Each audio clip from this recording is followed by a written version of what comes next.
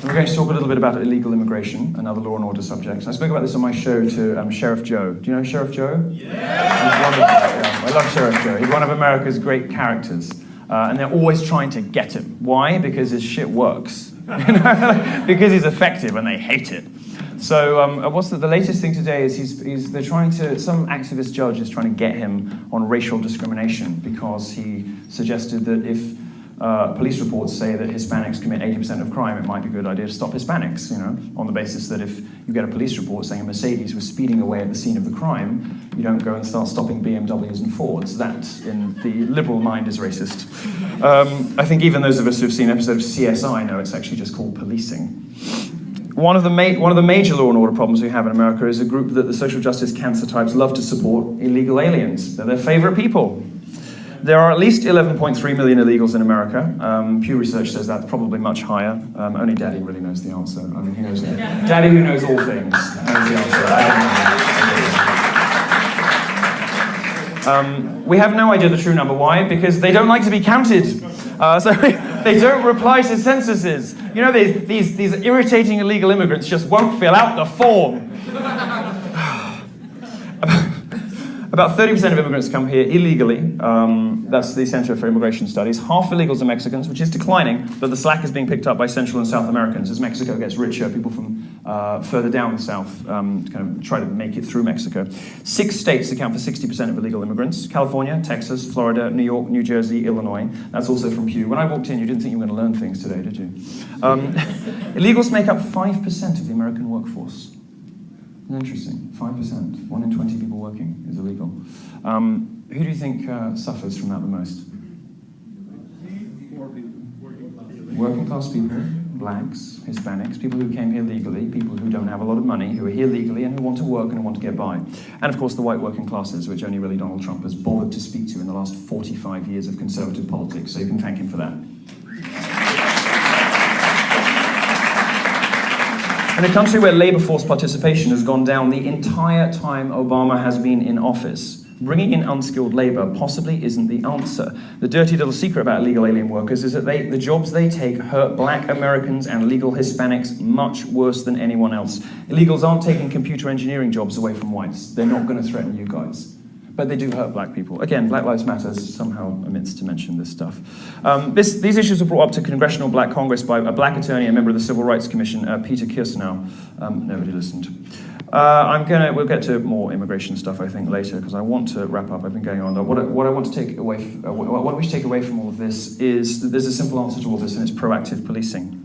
Instead of the Chicago approach and Europe's approach with Muslims having no-go zones where we have to move towards the aggressive policing, that we've seen in New York. Does anyone know what stop and frisk is? No, well, there is a DVD called Stop and Frisk. I thought some of you might have seen it. Are you in it?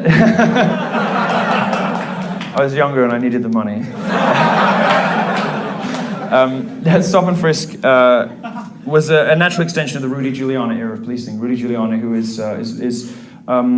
something of a sort of, he's like a Voldemort figure for the left. Why? Because, again, his shit worked. Saved thousands of black lives by policing properly. Giuliani turned New York from a nightmare place to live into a pretty great city, into the great city it is now, actually, in a safe place with a vast majority of sex in Central Park is consensual. So, I speak from experience. Only 4 out of 5 times, I don't know. It's fine. Looking back, it was all right.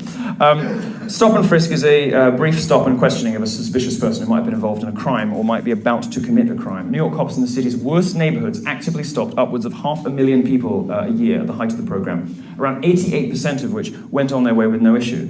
It's those 12% who had weapons, drugs, and other criminal intent that were caught through stop and frisk. Now, just think about that for a second. Over 1 in 10 people stopped had done something wrong.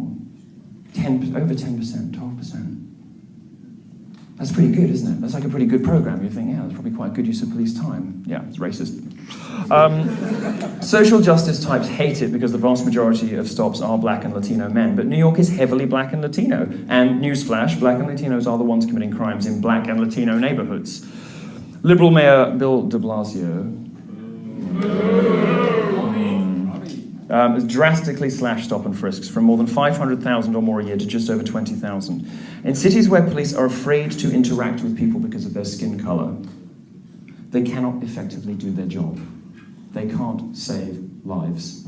And this is the result of social justice, it's the result of progressivism. And when some people don't find the gender stuff I do to be particularly important or significant. They're wrong, but I understand why they think it's a bit of a waste spending all your time on feminism.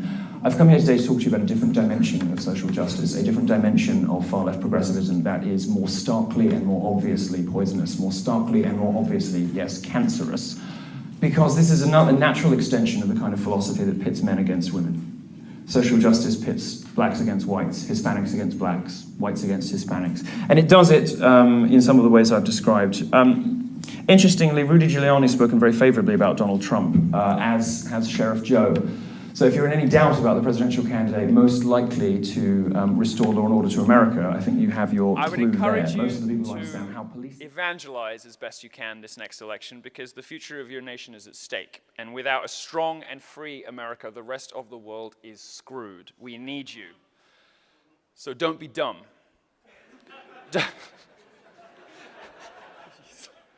I don't know what to say to you guys. I mean, America doesn't learn its lessons. You've had 9/11 here, you've had Orlando, and still this country is on the precipice of electing a woman who would allow more Islamic immigration into this country, more people raised on hate and terror. In Orlando, where 50 gay people were murdered and another 50... We should shoot back. You should shoot back. Where 50 people were killed, 50 people were injured. And this guy, Omar Mateen, whose dad is, of course, a Hillary supporter. Of course he was. And they have the chutzpah, if you'll forgive the expression.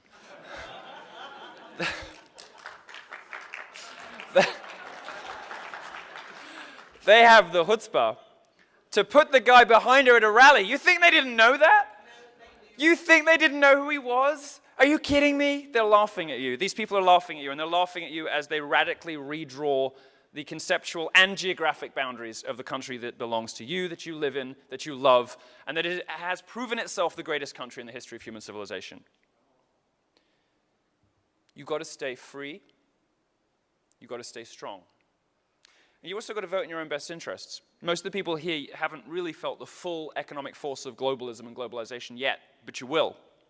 And when you do, you'll discover that wage depression will get you. That the assaults on the First Amendment required to lie to and about people in order to bring in cheap labor.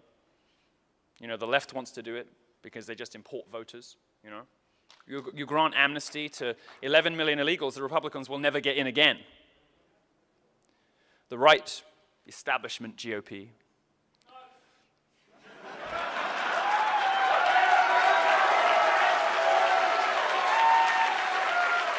They do it because they don't care about you. They just want cheap cooks and cleaners. Well, I would like you to leave this room and take a message to Paul Ryan's wife's boyfriend.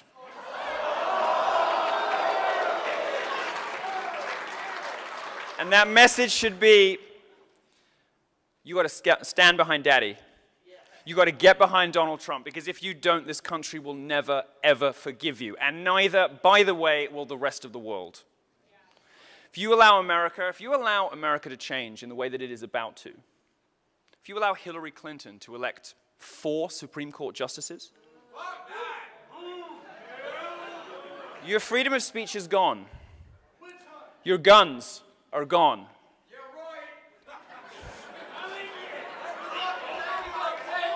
I'm right about everything. Milo, first I'd like to say that thank you for designing this shirt that I got on your website. Thank you.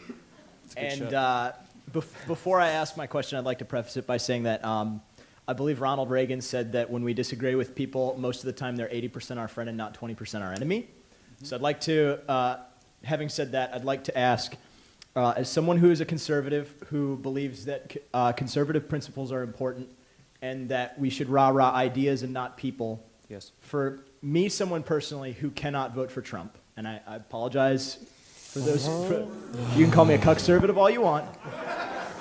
No, it's okay. We're not going to call you names. My problem... You cuck. hold on. We're merely going to remind you that you are going to lose your free speech. You're going to have your guns taken away. The Supreme Court is going to entrench abortion law and off my cold dead hands. Ruin this country. Well, you see, people like this said they could control it last time. How'd that work out with Obamacare, mate? I mean, this is. Actually, I'm going to be nice. To ask you a question. Thank you.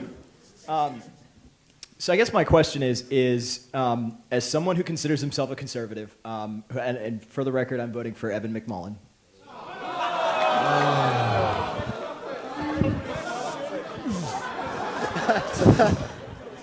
Yes, dear. It's okay. I vote in the state of Maryland. My vote is irrelevant, anyways.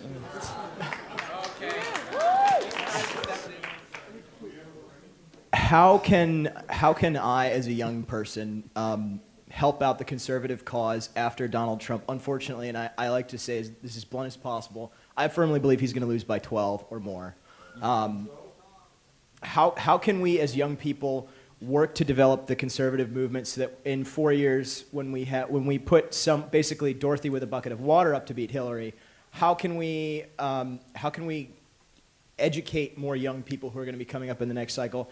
And then follow-up question is, what happened with the debate with Ben Shapiro? And is there any chance we can reschedule? I've answered this every day for weeks. Were you afraid of getting thug-lifed? No. Okay. Oh, do you know, I was very flattered when those Thug Life videos came out of me, and sort of to be praised in that way felt correct. And then I saw the ones he obviously had made for himself, and he's like a meme killer, isn't he? He's like a meme assassin. You know, when he mentioned Harambe, you knew it was over. I'll answer the second one first because it's the easiest one. Ben Shapiro's job in the media now is to rag on his former employers and tell fibs about me. He literally has no other function in America. He's not able to really say anything. You know, he's one of those people that's just sort of been internally turned into mush by the candidacy of Donald Trump. Like Glenn Beck. Poor. R.I.P. R.I.P. Whatever semblance of sentient life used to exist in that body has floated away into the ether. All that is left is a fucking madman, but not in the good way. Insane. If you want to know, I'll give you the answer again. I'm a lot busier than Ben is, and I didn't reply to an email for I think 9 days, and he took the opportunity to say, "Aha! See, he's backed out. He's a coward."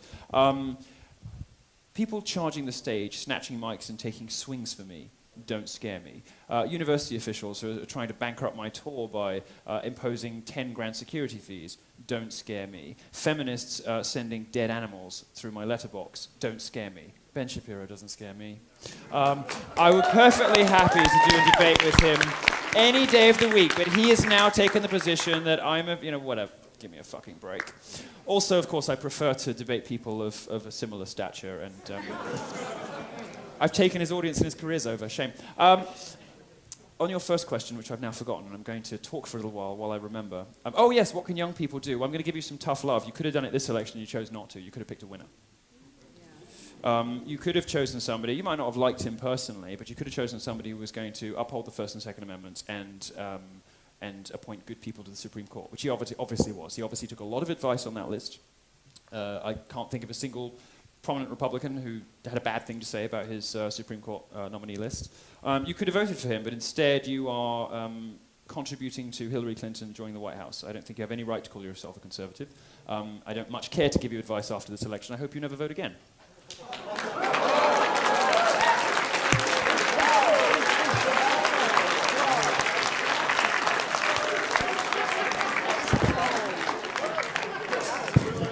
We will make America great again.